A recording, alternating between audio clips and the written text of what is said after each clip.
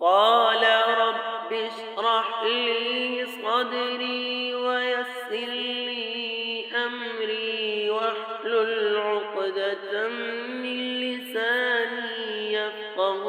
قولي واجعل لي وزيرا من أهلي هارون أخي أشدد به أزري وأشركه في أمري كي نسبحك كثيرا ونذكرك كثيرا إنك كنت بنا بصيرا قال قد أوتيت سؤلك يا موسى ولقد مننا عليك مرة أخرى